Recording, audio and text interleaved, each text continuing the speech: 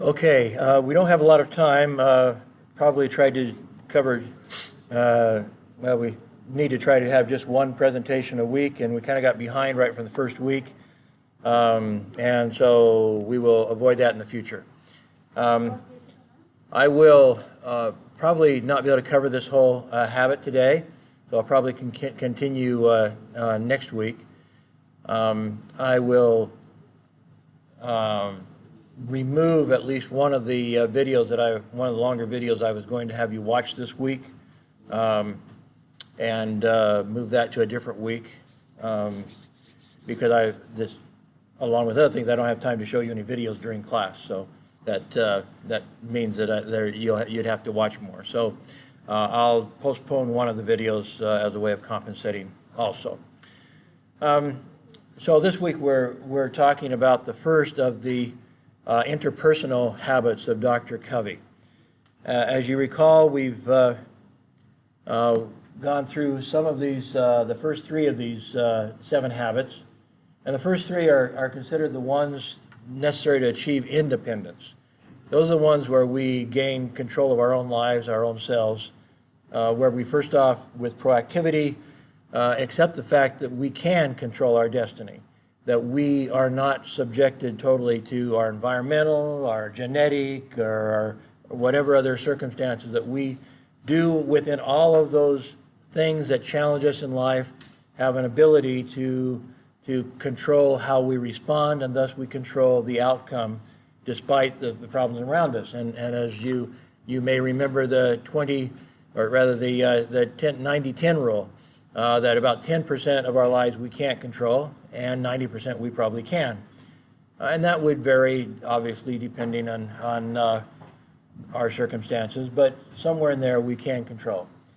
Beginning with the end of mind, of course, deciding what is our long-term goal, and maybe some of our stepping stone goals, and then having the fortitude to really fulfill that in number 3, which is putting first things first, and recognizing what our real priorities should be every day, and controlling our lives in such a way that we're pursuing the big things and not all the little things. And it is challenging because we tend to be somewhat controlled by other people around us who say, you have to do this, you have to do this, you have to do this, you have to do this. And many of the things they say we have to do are not really that important. And we find ourselves wanting to please everybody and do all those little things that people say we have to do, and in the process neglect the things that we really should be doing to achieve our success in life. So now we're looking at the next 3 deal with interpersonal success. And Dr. Covey says interpersonal relations is actually where we achieve our greatest success. If you think about that as you're doing business, as you're collaborating academically, if you're just whatever you're going to do, that if you're going to achieve your greatest success, it's almost always related to interpersonal. There may be some exceptions where people are kind of Lone Ranger types, and they are able to accomplish amazing things by themselves. And I had to admit to you last week, in analyzing my own life, I tend to work better by myself. But then I haven't achieved, I haven't created Google, and I haven't created, I've done pretty well for somebody who does things by himself, but that isn't the greatest success. The greatest success is when we figure out how to do it interpersonally and how to synergize with other people and so forth. And the core, the very foundation of our interpersonal success is this very first one, is think win-win.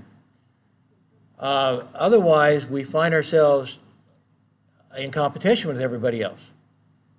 If we don't think that we can all win, then we must think that somebody else has to lose for us to win. And that immediately puts us into a position of competition. So I'm going to skip the videos. I'm going to try to go through the core of the lesson and let you watch the videos on your own. Like I said, I'll remove at least one long video that we'll postpone. because I do want to cover the basics of this principle, and I may then revisit it before we start the next one next week. And so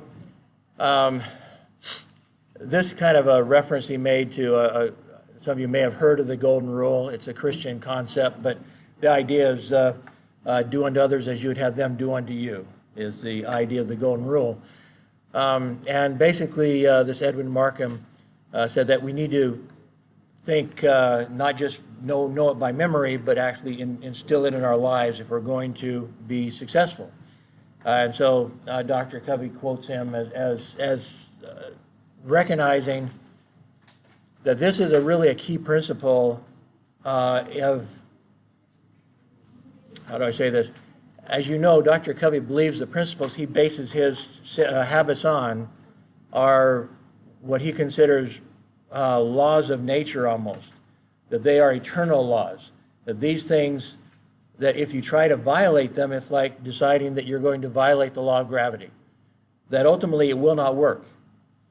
It might for a while, but ultimately to really achieve true success and full success, not just financially, for example, somebody might achieve some financial success with the rule of thou shalt screw everyone, basically.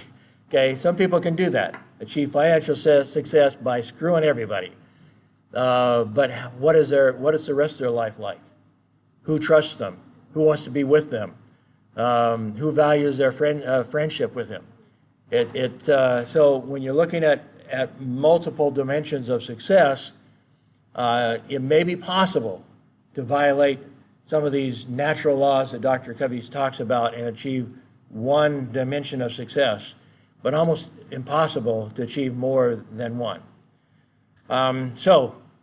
This habit of win-win, he says, is the key habit of personal leadership, of interpersonal leadership. Its achievements are largely, all achievements are essentially dependent on cooperative efforts with others. And so we need to, these are kind of the key concepts to understand that we base this principle, this habit on. Win-win is based on the assumption that there is plenty for everyone, that we can all win if we work together. Somebody does not have to lose for us to win.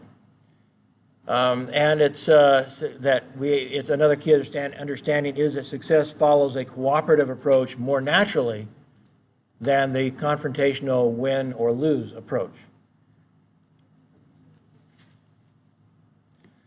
So, important realizations. Most situations are part of an interdependent reality. And so, if we want to be successful, we need to understand how to be successful interdependently, not independently.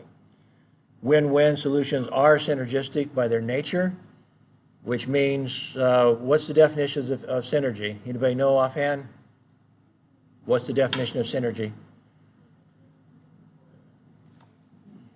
You know?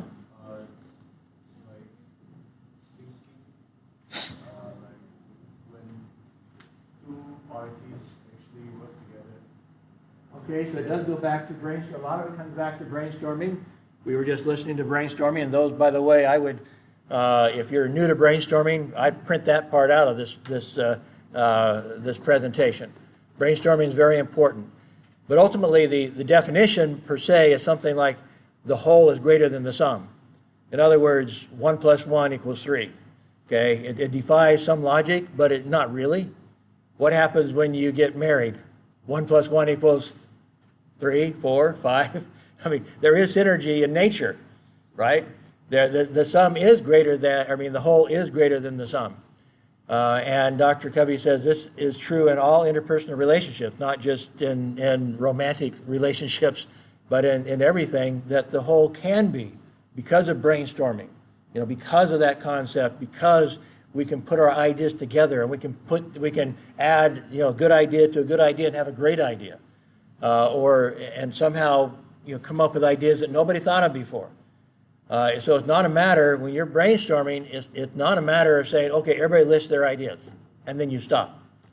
No. That's just, the current ideas are like the breeding ground for greater ideas. you have, okay, this idea and this idea, you don't criticize it, this idea and this idea, and suddenly it sparks somebody's mind. Hey, what if we do this? They never thought of it before. But during that brainstorming session, suddenly it ignites, ideas breed new ideas. And so suddenly the ideas you come up with are greater than the ideas that anybody had coming into it. And so thus 1 + 1 equals more than 2.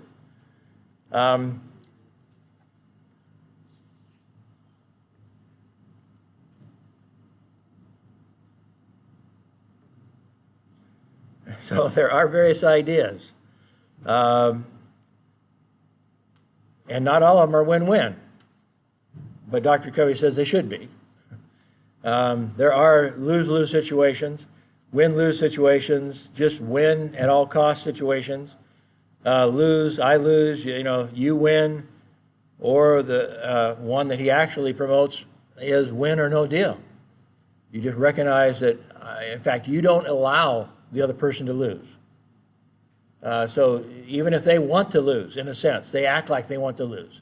There are some personalities that are that way. You don't let them lose. So let's go through what the nature of these different possibilities are. First off, win-win. Basically, agreements or solutions are mutually beneficial. That's basically the definition of win-win. And it's a belief in what he calls the third alternative. Later on, in a couple of weeks, you will see a series of videos that he created with another instructor very specifically about coming to the third alternative, which is basically brainstorming and so forth, but some different ways of achieving the third alternative and accepting and acknowledging that if we really work together, we can come up with something better than what either of us thought about before. Win-lose, of course, is that's the use of the position power. So I'm in a position where I can destroy you, so you either agree with me or you're destroyed, sort of thing. It's maybe you're using your high credentials. I've got a PhD. Well, you bunch of idiots here. You put somebody down and they say, okay, have your way. I'm an idiot. You're smart. And so you use that position to win. The win-lose mentality is dysfunctional, however, in interdependence, because by its very nature, it quells creativity. It quells this synergy and so forth. And while you may, as I said, you may become rich with a win-lose approach to life, you're not necessarily going to be happy when you're done with it, because nobody's going to like you. That's not the sort of personality that people like to be around. However, there are some people that actually accept a lose-win situation almost like part of their personality. Win-lose, or rather lose-win people are quick to please or appease. In other words, they don't want any problems. Now, sometimes they are people who are, what's the right word, passive-aggressive. So they may give you what you want, but then they will resist you ever after. They will hate you ever after. They will undermine you ever after. So they might allow you to think you won, but they'll make your life miserable after you've won. And that in a family personality, family situations can be about as destructive as a win-lose personality, somebody who's passive-aggressive. Capitulation, giving in or giving up, and so it's somewhat part of a bad self-image. I can't win, I'm nothing. So you tell yourself, you give yourself a lose-win personality, and that's as bad in life, at least as bad in life as having a win-lose personality. Because you never think that you can accomplish anything. You always tell yourself this negative story, and your relationships are based on that negative story. And so you let everybody else win, walk over you, and make your life miserable. That's not the right way to go either. Lose-lose, that's one where they had people with a gun at each other's head. A lot of negotiations are kind of like that, not just in business, but in family relationships, things like that, that basically nobody's happy when you're done. You have a lose-lose result.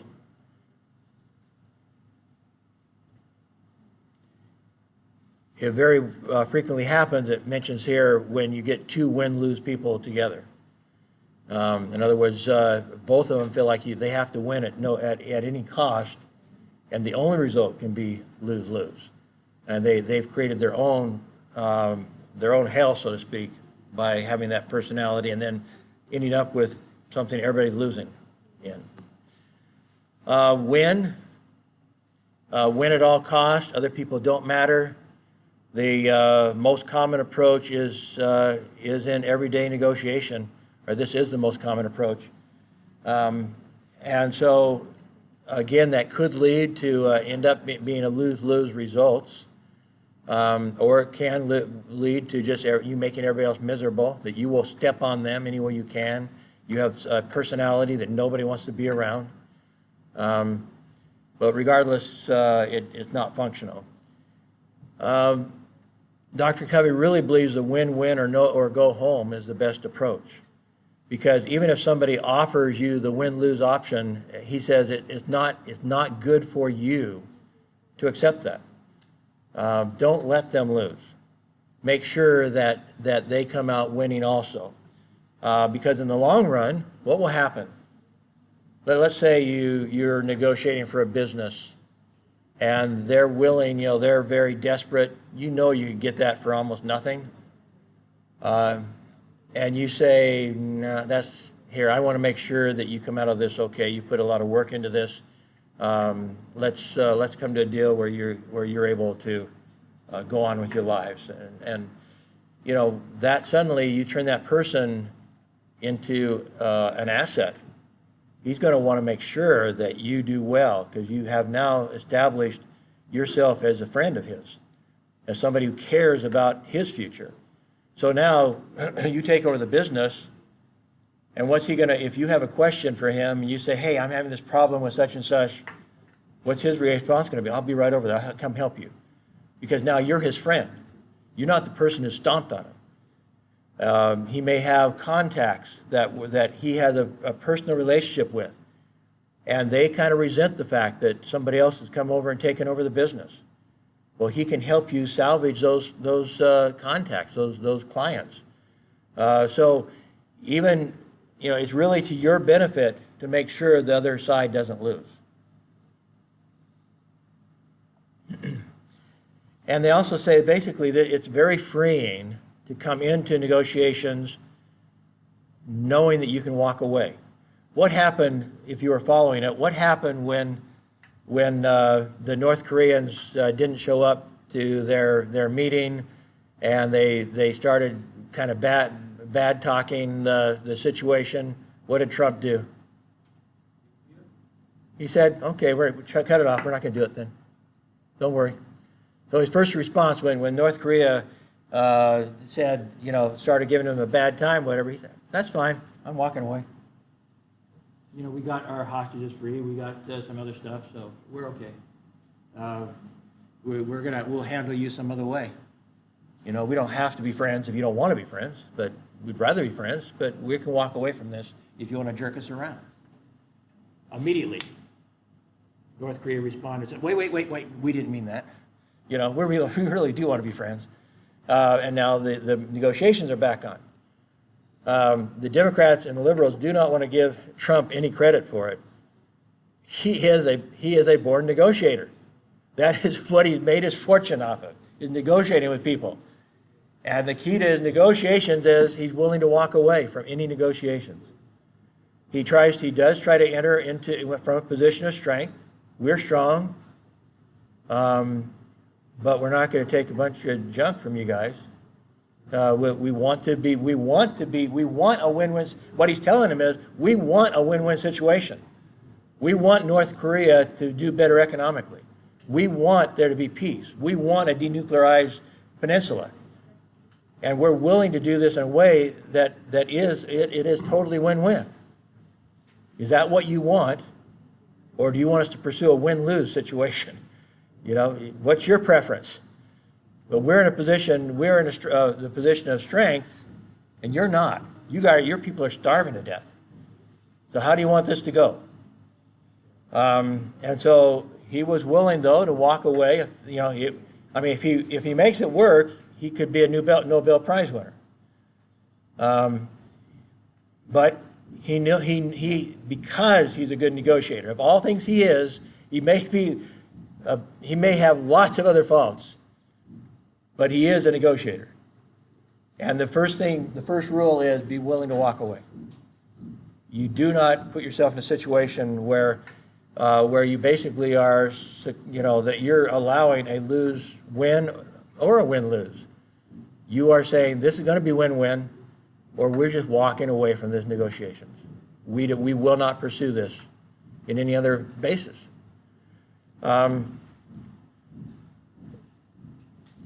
Now, to be able to do that, you have to have it depends somewhat on certain values and goals. You need to analyze, let me put it this way, you need to analyze the values and goals of each party, is what they're trying to say. So if your values and goals lead you this direction and their values and goals lead you that direction, that's exactly when there's no deal. If you cannot make parallel your values and goals, then it's really to everybody's best interest to go apart. If this other party really wants to sell their business but they want to do it in such a way that it is not compatible with your values and goals, then you have to walk away. And so one of the first things that you have to look at is what is it we want to accomplish by our negotiations. What is it you want to accomplish? What is it we want to accomplish? You need to establish whether or not your values and goals are consistent. Because if they're not, then it's not going to work. You need to be open. You need to be honest about what your values and goals are. What is it you're after? You need to try to understand where they're after, which means you may have to ask a lot of questions. You don't go in necessarily, in fact, you don't go in. You don't go in just trying to persuade them that your perspective is the only perspective that's right. If you don't go in, and this relates very much to the next habit, by the way, seek first to understand, then to be understood. And therefore, in the past, sometimes I've said, you know what, I think they've got these switched. That seek first to understand, then to be understood should become before win-win. But I understand why he did this direction. It's debatable. But they're interlinked. You can't really separate them. So as part of your win-win habit, you also need the next habit, habit 5, which is you need to first, seek first understand, then be understood. Because there's no basis for a negotiation until you understand what they want, what they need, what they value, what their goals are. And if you do that, if you ask them and pursue an understanding of their goals and their values and what they want to accomplish, now they're willing to listen to you also. That's one of the keys to this habit 6, seek first to understand, is that when you seek first to understand, they suddenly, that breaks down barriers. Because now they're willing to listen to you too. And so the two are so intermeshed, it's hard to say which comes first. It's the chicken or the egg question. You cannot be win-win without seeking first to understand, then be understood. But the very nature of seek first to understand, then be understood is a win-win approach. So it's a circular chicken-egg. So once you understand, once it's clear what we're after, what we need to have to achieve a win from our perspective, now you can look and see, is it possible then that we both win? We understand what you want, you understand what we want, where do we go from here? And that also then opens the gates for brainstorming. So now you get to the next one, synergy, so they all mesh together. They all mesh together, and it's impossible to separate them. Once you get into the negotiations, once you have agreed that you want to go in the same direction, once you've understood and listened to each other and understood each other, now you're in a perfect position to synergize. And so maybe one of you has a problem with making your stockholders agree to this negotiation if it's a business. And so how can can the other party help you work with your stockholders? They may be that they can make some at least superficial concession that will keep them happy, or maybe it is a real concession. Maybe it is maintaining some ownership while new control of the company, but some ownership by the previous stockholders so that they don't feel like they've lost. Who knows? But you get into the negotiations, and now you can synergize and find a new solution to a problem that one party or the other is facing that needs to be overcome before they can proceed. And so now, like I say, all three of these habits, 4, 5, and 6, come together. Thinking win-win, listening and understanding, and now synergizing and come up with solutions to the obstacles that are in the road to your success, to your mutual success. They all fit together. Skipping that one. So there's 5 dimensions of win-win that we'll discuss real quick. If we have a few minutes here. Nope, we don't. Okay, well, this will be where I pick up. I will put the PowerPoint up. I don't know. Anyway, I'll put this up. You might review it before you do your quiz. So just in finalizing this PowerPoint next week, we'll talk about these 5 dimensions. We'll talk about the importance of the character aspect, the integrity, maturity, the abundance mentality. This goes into some more details that I would explain in the previous slide. Relationships, and how do you approach relationships in this process? Agreements. Again, what agreements do you set in place that will make this negotiation, will help it come about, help it be successful? There has to be, in some cases, accountability. There has to be some consequences. Some of these things that you have to consider in any negotiation, but now you're looking at them from a win-win perspective. Support systems to help make it successful, and specific processes en route to a win-win solution. So these are some of the things we will talk about next week before we get into habit 5. But